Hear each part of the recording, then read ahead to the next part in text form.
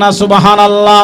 যে খাদিজাতুল কুবরা রাদিয়াল্লাহু তাআলা আনহাকে আল্লাহ রাব্বুল আলামিন তার জীবদ্দশায় সালাম দিয়েছেন এবং 10 জন মহিলাদের জান্নাতের সুসংবাদ দিয়েছেন।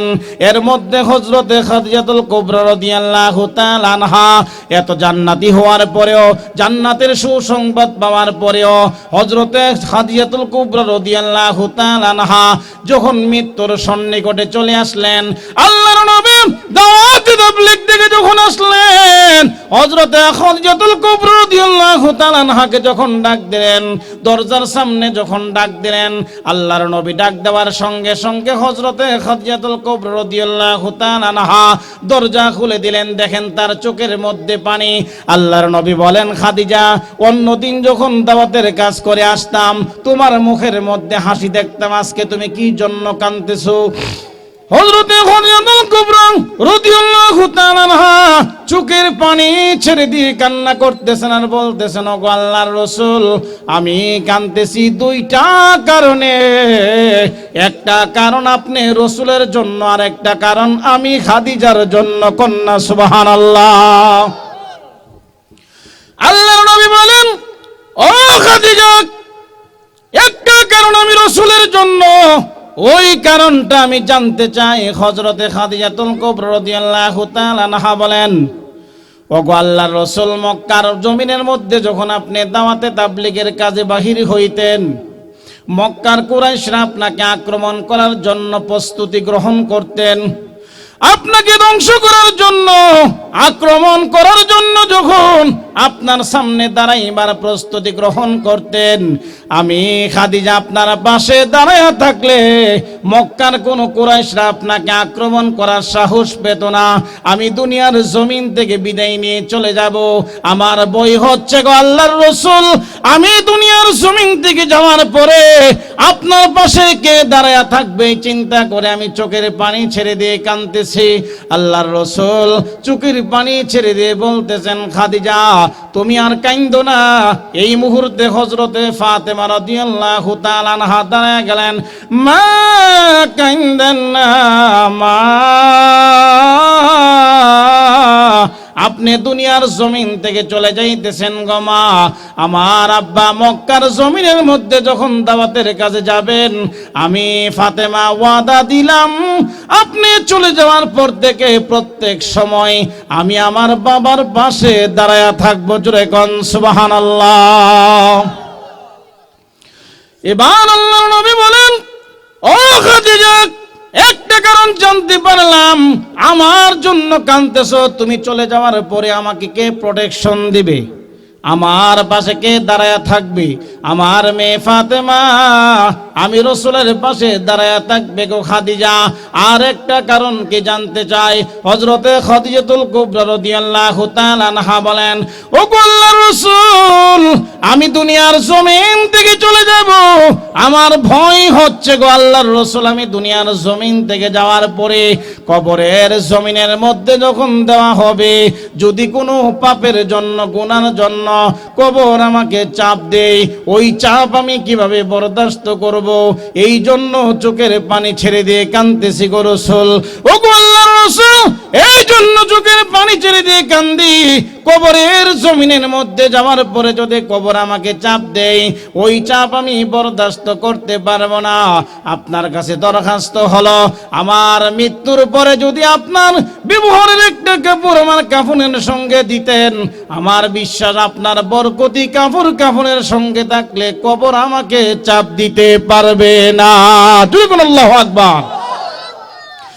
আল্লাহর রাসূল চোখের পানি ছেড়ে দিয়ে কান্না শুরু করে দিয়েছেন।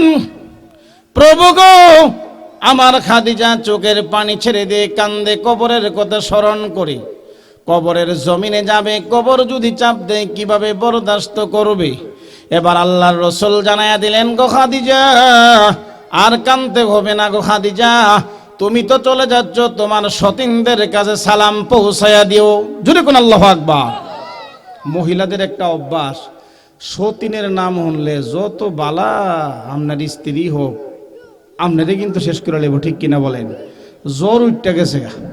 খাদিজাতুল কুবরা রাদিয়াল্লাহু তাআলা আনহা, কি রে ব্যাপার, এমনি টেনশনে আছি, কবরের জমিনে গিয়া কি জব দিমু? এখন দি কইতাছে তোমার সতীনদের কাছে সালাম দিয়ে দিও। আমার জীবদ্দশায় তো আল্লাহ রসুল কোনো বিয়ে করেন নাই, ঠিক কিনা বলেন?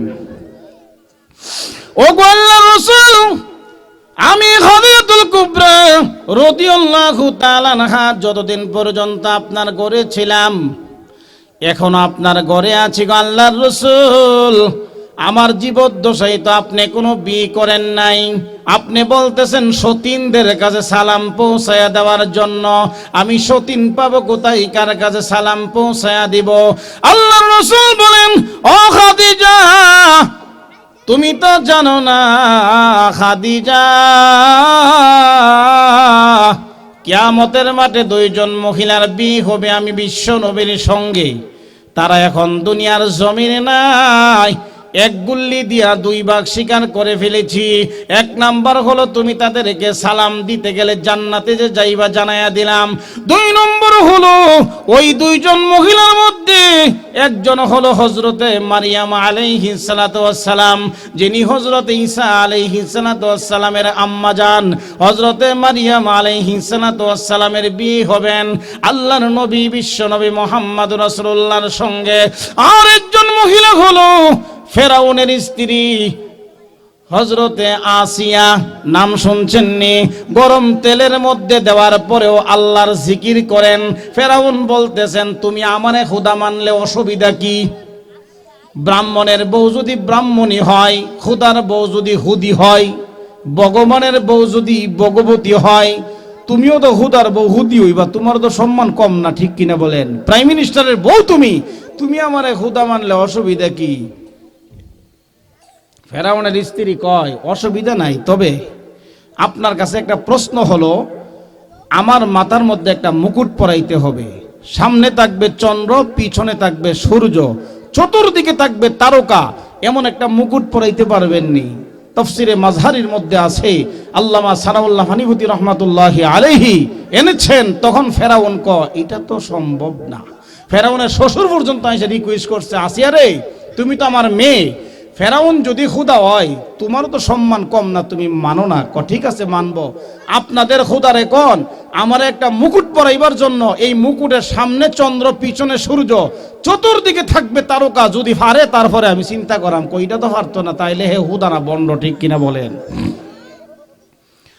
আল্লাহ রাব্বুল আলামিন এই জন্য হযরতে আসিয়া ফেরাউনের স্ত্রী এত নির্যাতন ভোগ করেছেন, এই জন্য তার প্রতিদান হিসাবে কিয়ামতের মাঠে তার বিয়ে হবেন বিশ্ব নবীর সাথে।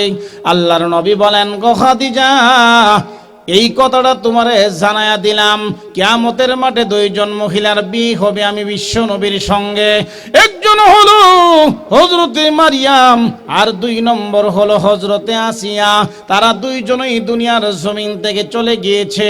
তোমার টেনশনের কোনো কারণ নাই, তুমি যে জান্নাতি তার সুসংবাদ দিয়ে দিলাম, তুমি চলে যাচ্ছ। ও খাদিজা, তোমার সতীনদের কাছে সালাম পৌঁছাইয়া দিও। এরপরেও যখন নাকি হযরতে খাদিজাতুল কুবরা রাদিয়াল্লাহু তাআলা আনহা দুনিয়ার জমিন থেকে বিদায় নিয়ে চলে গিয়েছেন, ওই জান্নাতুল মুআল্লা কবরস্থানের মধ্যে যাইয়া আল্লাহর নবী বিশ্ব নবী মুহাম্মদ রাসূলুল্লাহ সাল্লাল্লাহু আলাইহি ওয়াসাল্লাম চোখের পানি ছেড়ে দিয়ে কান্না শুরু করে দিয়েছেন, প্রভু গো,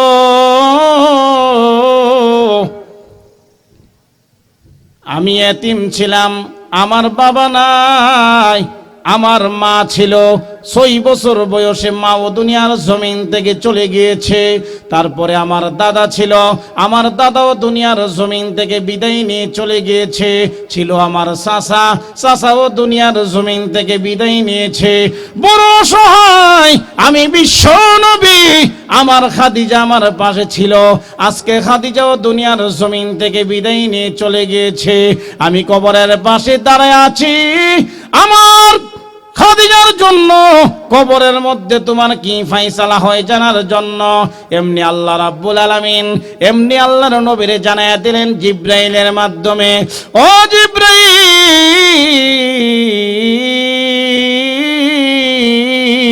মুহাম্মদের কাছে যাও, আমার বিশ্ব নবীরে বলে দাও আমি আল্লাহ রাব্বুল আলামিন খাদিজার কবরের জবাব সওয়ালের জিম্মাদারি আমি আল্লাহ নিজে হয়ে গেলাম। জোরে বলুন সুবহানাল্লাহ। আমার ভাইরা, আমার বন্ধুরা, যদি স্বামী হয়ে থাকেন, এমন স্বামী হন আপনার ইন্তেকালের পরে আপনার স্ত্রী আপনার জন্য কানবে, কোরআন পড়ে পড়ে দোয়া করবে। এখন এমন সমাজ দেখা যায়, স্বামী ইন্তেকাল করলে স্ত্রী কই যাক জাউরাটা গেছে গা, ভালো হয়েছে, ঠিক কিনা? এমন আছে কিছু মহিলা, খবর আসে আমাদের কাছে, ঠিক কিনা বলেন? কইটা জাউরাটা গেছে গা, ভালো হয়েছে, মরে গেছে গা। কিছু সামাজিকভাবে কান্নাকাটি করে, কইরা সেটা মানুষরে দেখায় আহে, কিন্তু ভিতরে ভিতরে হুশি, ঠিক কিনা? আমার ভাইরা, আমার বন্ধুরা, যদি স্বামী হয়ে থাকেন এমন স্বামী হন, এমন স্বামী হন আপনি দুনিয়ার জমিন থেকে বিদায় নিয়ে চলে যাওয়ার পরে আপনার স্ত্রী আপনার জন্য কান্নাকাটি করবেন, আপনার জন্য দোয়া করবেন, নামাজ পড়ে পড়ে আপনার জন্য মাগফিরাত কামনা করবেন, কোরআন তেলাওয়াত করবেন। আর মা বোনদেরকে বলতেছি, যদি স্ত্রী হয়ে থাকেন আপনি এমন কাজ করবেন, আপনার স্বামীর এমন ভাবে খেদমত করবেন, আপনি দুনিয়ার জমিন থেকে বিদায় নিয়ে চলে যাওয়ার পরে আল্লাহর নবী যেরকম ভাবে জান্নাতুল মুআল্লা কবরস্থানের মধ্যে বসে বসে খাদিজাতুল কুবরা রাদিয়াল্লাহু তাআলা আনহার জন্য কেঁদেছিলেন, আপনার স্ত্রী আপনার স্বামীও যেন এরকম ভাবে আপনার মৃত্যুর পরে আপনার কবরস্থানের মধ্যে যাইয়া চোখের পানি ছেড়ে দিয়ে কান্না করে আর মহান আল্লাহর কাছে দোয়া করে। জোরে বলেন ঠিক কিনা? এখন দেখা গেল স্বামী স্ত্রীর মধ্যে এমন পরিবেশ তৈরি হয়ে গেছে, স্বামী মারা গেলে বউ খুশি, বউ মারা গেল স্বামী খুশি, ঠিক কিনা বলেন? কারণ ফ্যামিলির মধ্যে ভাইরাস ঢুকে গেছে, ঠিক কিনা? এ ভাইরাস, সবচেয়ে বড় ভাইরাস হলো মহিলারা এখন টেলিভিশন দেখতে দেখতে দেখতে দেখতে বিভিন্ন চ্যানেল দেখা এমন হয়ে গেছে স্বামীর প্রতি আন্তরিকতা নাই, শুধু চ্যানেলের দিকে চাইতে, ঠিক কিনা বলেন? মরে গেলে ক ঠিকই আছে, স্টার জলসা দেখতারি না, এর লাগি কোনো টেলিভিশন চালাইতারি না, মরে গেছে বলেছে, নাউজুবিল্লাহ কোন। এটা জাহান্নামী মহিলার কথা, ঠিক কিনা? আমার ভাইরা, আমার বন্ধুরা, সমাজকে পরিবর্তন করতে হলে আপনার আমার চরিত্র বদলাইতে হবে, আপনার আমার আখলাক বদলাইতে হবে, আমলের পরিবর্তন ঘটাইতে হবে, অন্যথায় পরিত্রাণ পাওয়ার কোনো উপায় থাকবে না। জোরে বলেন ঠিক কিনা? আজকে পৃথিবী এমন পরিস্থিতির শিকার হয়েছে, বিশেষ করে বাংলাদেশ মুসলিম কান্ট্রি হওয়ার পরেও আজকে মুসলমান লাঞ্ছিত, অপমানিত, অপদস্থ, নির্যাতিত, নিপীড়িত। কিন্তু দেখা গেল মুসলমান কোনোদিন নিপীড়িত হওয়ার জাতি নয়, কারণ ইসলাম শান্তির ধর্ম, ইসলাম একতার ধর্ম, ইসলাম মানব কল্যাণের ধর্ম, ইসলাম মানব শান্তির ধর্ম, ইসলাম মানবতার ধর্ম। সেই ধর্মের মানুষ আজকে নির্যাতিত, ঠিক কিনা বলেন? কারণ আমাদের চরিত্র নষ্ট হয়ে গেছে, আমাদের কালচারগুলো হয়ে গেছে ইংরেজদের মতো। আমাদের মেয়ে ছেলেরা উলঙ্গ হয়ে রাস্তাঘাটে বেহায়াপনার মতো চলতেছে। জুড়ে বলেন ঠিক কিনা? যে যত শর্ট পোশাক পরতে পারে সেই মেয়েটা নাকি স্মার্ট, ঠিক কিনা? মেয়েটা স্মার্ট হওয়া লাগবে। বিয়ার আগে তো রমনার বটমূলে কয়েকশো বার গেছে, আর যে কত কিছু করছে, রাস্তাঘাটে, নদীর ঘাটে, ফেসবুকে বৈশা বৈশা, ঠিক কিনা? পার্কে।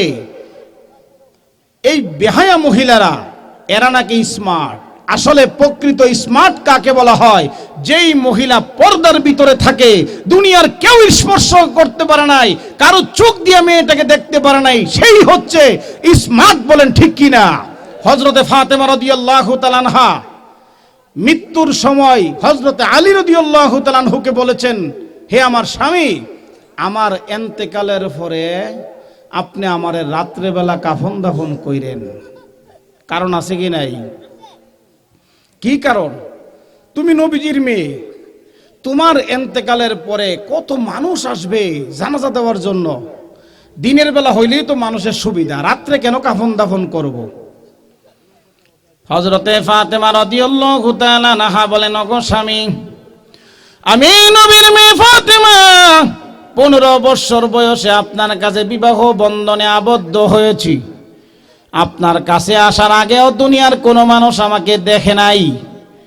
কোনো মানুষ বলতে পারবে না নবীজির মেয়ে তো সুন্দর ছিলেন, এত লম্বা ছিলেন, এত মোটা ছিলেন, তার কথাবার্তার ধরন সুন্দর ছিল। ও আমার স্বামী, আপনার কাছে আসার পরে তো প্রশ্নই আসে না। আমার বই হচ্ছে আমার ইন্তেকালের পরে যদি আমার লাশটা দেখে, যদি মক্কা মদিনার মানুষেরা বলে নবীজির মেয়ে এমন ছিলেন, এত লম্বা ছিলেন, এমন বডি মোটা ছিল, এই জিনিসটা আমার পক্ষে সম্ভব হবে না। এই জন্য আপনি আমাকে রাত্রেবেলা কাফন দাফন করবেন। আল্লাহর নবীর মেয়ে হযরতে ফাতেমা রাদিয়াল্লাহু তাআলা আনহা যখন দুনিয়ার জমিন থেকে বিদায় নিয়ে চলে গিয়েছেন, হযরতে আলী রাদিয়াল্লাহু তাআলা আনহু তার ওসিয়ত অনুযায়ী রাতের বেলা কাফন দাফন করেছেন। আমি গুনাহগার, জান্নাতুল বাকির মধ্যে তার কবর জিয়ারত করেছি, গেটের সামনেই তার কবর। জোরে কোন আলহামদুলিল্লাহ। আমার ভাইরা, আমার বন্ধুরা, হযরতে ফাতেমা রাদিয়াল্লাহু তাআলা আনহা রাতের বেলা কাফন দাফন করেছেন। এমন কবরের সামনে যাইয়া হযরতে আবু যর গিফারী রাদিয়াল্লাহু তাআলা আনহু বলেন, কবর তোমার মধ্যে কাকে রাখা হয়েছে তুমি জানোনি, তুমি কিন্তু সাবধানে তার সঙ্গে আচরণ করবে। আল্লাহ রাব্বুল আলামিন কবরের জবান খুলে দিলেন। কবর ডাক দিয়ে বললেন, ও আবু যর, কবরের সামনে চিৎকার করে কথা বললে লাভ হবে না। কবর কোনোদিন নবীর মেয়ে ফাতেমা চিনে না, কে নবীর বংশের তা কেউ চিনে না। কবর একমাত্র তার পরিচয় হলো কবর চিনে তার মধ্যে নেক আমল আছে কিনা। জোরে বলেন ঠিক কিনা। এই জন্যই আমার ভাইরা, কবর কার জন্য জাহান্নামের গর্ত, কার জন্য জান্নাতের বাগান হবে, ঠিক কিনা। আমার ভাইরা, আমার বন্ধুরা, কবরে যদি শান্তি চাও রে বাবা, এক নম্বরে চোখের হেফাজত করতে হবে কিনা। চোখের কি করতে হবে? হেফাজত করতে হবে। চোখ দিয়া বেগানা নারীর দিকে আপনি তাকাইতে পারবেন না। কথা বুঝতেছেন না? খারাপ লাগতেছে? খারাপ লাগে না তো? বলে শীতের মধ্যে এগুলা কি কয়, রং রং করলে একটু কাহিনী কইলে ভালো লাগে না? আমার ভাইরা, আমার বন্ধুরা, সবচেয়ে গুরুত্বপূর্ণ হলো বর্তমান চোখের গুনাহ বেশি হচ্ছে, যৌবনের গুনাহ হচ্ছে। জুড়ে বলেন ঠিক কিনা। এই গুনাহ থেকে যদি আমরা বাঁচতে পারি, মোবাইল, ইন্টারনেট, ইউটিউবে আপনি চালান, কোনো সমস্যা নাই, কিন্তু ইউটিউবে, ইন্টারনেট, ফেসবুকের মধ্যে নেগেটিভ সাইড যেটা আছে, এই সাইটটা আপনি অবলম্বন করবেন না। ভালোগুলো আপনি দেখেন, অসুবিধা নাই। ইন্টারনেট, ফেসবুক, ইউটিউবের মধ্যে বড় বড় হক্কানি উলামায়ে কেরামদের বয়ান আছে, এমন কিছু কিতাব আছে যেগুলো আমার আপনার পক্ষে কিনা অসম্ভব না। সেই ইন্টারনেটের মাধ্যমে সেই কিতাবগুলো আপনি পড়তে পারেন, ঠিক কিনা। জটিল মাসলা মাসাইল জানতে পারেন, এমনকি এই ইন্টারনেটের মাধ্যমে আপনি অনেক তথ্য জানতে পারেন। কিন্তু আপনি যদি এটাকে গান বাজনা, অশ্লীলতা, বেহায়াপনা আপনি সেগুলো যদি শ্রবণ করেন আর দেখেন, আপনি কবরে শান্তির আশা করতে পারেন না, ঠিক কিনা বলেন। আমার ভাইরা, আমার বন্ধুরা, এই জন্য মহান আল্লাহ রাব্বুল আলামিন মুমিনদেরকে সম্বোধন করে বলেছেন, আল্লাহ রাব্বুল আলামিন বলেন, যদি তোমার চক্ষুকে তুমি হেফাজত করতে পারো, লজ্জাস্থানের যদি হেফাজত করতে পারো, জালিকা আযকা লাহুম, আল্লাহ রাব্বুল আলামিন বলেন তার মধ্যে রয়েছে পবিত্রতা। তার মানে তুমি পবিত্রতা অর্জন করতে সক্ষম হবে। জোরে বলেন ঠিক কিনা। আর যদি পবিত্রতা তুমি অর্জন করতে প্রস্তুত না হও, মাহফিলের মধ্যে জানলা অশ্লীলতার মধ্যে রয়ে গেলা, তুমি কোরআন পড়ে জানলা, তারপরেও তুমি অশ্লীলতার মধ্যে রয়ে গেলা, মহান আল্লাহ বলতেছেন যে দুনিয়ার কোন মানুষ যদি না দেখে, ইন্নাল্লাহা খাবীরুম বিমা ইয়াসনাউন, মহান আল্লাহ তোমার সর্বক্ষণে সবকিছু দেখেন এবং শুনেন, জানেন, ঠিক কিনা বলেন। বাঁচার কোনো ক্ষমতা আসেনি। আল্লাহ রাব্বুল আলামিন বলেন, শুধু মুমিনরাই শুধুমাত্র পরহেজ করলে চলবে না, মহিলারাও কিন্তু পরহেজ করতে হবে। চোখ দিয়া শুধু মুমিনরা মহিলার দিকে তাকাইলে গুনাহ হবে না, কিন্তু মহিলারাও যদি বেগানা পুরুষের দিকে তাকায়া থাকে গুনাহ হবে।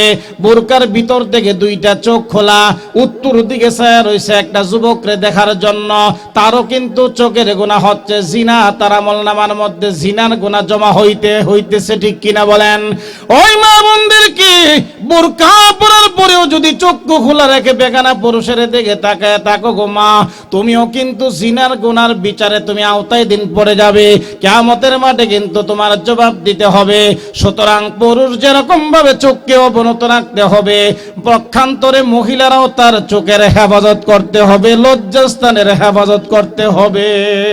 তারপরে আল্লাহ বলতেছেন ওয়ালা ইউবদিনা জিনাতাহুন্না, তোমাদের চাকচক্য রূপ সজ্জাকে প্রকাশিত করিও না, ইল্লা মা জহারা মিনহা, যতটুকু প্রকাশমান রাখার দরকার তার চেয়ে বেশি তোমাদের জিনত সৌন্দর্য চাকচক্য তোমরা প্রকাশ করিও না। এর মধ্যে সংক্ষিপ্তভাবে বলতে চাই, একটা মহিলা কয়জনের সামনে যাইতে পারবে? তার স্বামীর সামনে, ঠিক কিনা? জোরে কোন ঠিক কিনা? এরপরে যাইতে পারবে তার বাবার সামনে, তার শ্বশুরের সামনে যাইতে পারবে, এমনকি তার স্বামীর ছেলে। কোরআনে আছে, বলে স্বামীর ছেলে, আবার এটা কি? স্বামীর ছেলে তো তারও ছেলে না। স্বামীর ছেলে বলতে বোঝানো হয়েছে স্বামী আগে একটা বিয়ে করছিল, ওই বউয়ের ছেলে, ঠিক কিনা? ওই বউয়ের ছেলেও যদি হয় তার সতীনের ছেলে, এই মহিলাটা সেই স্বামীর ছেলের সামনে যাইতে পারবে, তার হালাল। তবে এখানে কিছু শ্রেণী বিন্যাস আছে। স্বামীর সামনে যতটুকু ফেস খোলা রাখতে পারবে, এটা শ্বশুরের সামনে পারবে না, বাবার সামনে পারবে না, কিন্তু যাইতে পারবে, এটা বুঝাইতে আছে। আর কার কাছে যাইতে পারবে? মহিলা তার আপন ভাইয়ের সামনে যাইতে পারবে, আপন ভাইয়ের ছেলের সামনে যাইতে পারবে, এবং তার বোনের ছেলের সামনে যাইতে পারবে। এমনকি যেই সমস্ত পুরুষ তার যৌবন নাই, মানে পুরুষ না, ওই ধরনের যার হাহেসাত নাই, তারপরে হচ্ছে এমন নাবালেগ বাচ্চা, যেই সমস্ত বাচ্চারা মহিলাদের গোপন অঙ্গর সম্পর্কে অবগত নন। সংক্ষিপ্ত বলতেছি এই জন্য, বিস্তারিত কথা বললে অনেক লম্বা সময়। এই মহিলাগুলো তাদের সামনে যাইতে পারবে। এখন যে মার্কেটে যায় চক্কর লাগা, স্কিন টাইট প্যান্ট পরে, ফিনসিল জুতা পরে, এবং যত শর্টে কাপড় পরা যায়, সৌন্দর্য রূপসজ্জা করে, ঠোঁটের মধ্যে লিপস্টিক আলতা আলগাত্রা লাগাইয়া 100 মেকআপ টেকআপ কইরা মার্কেটের বেড়াইতে দেখাইবার জন্য উল্টা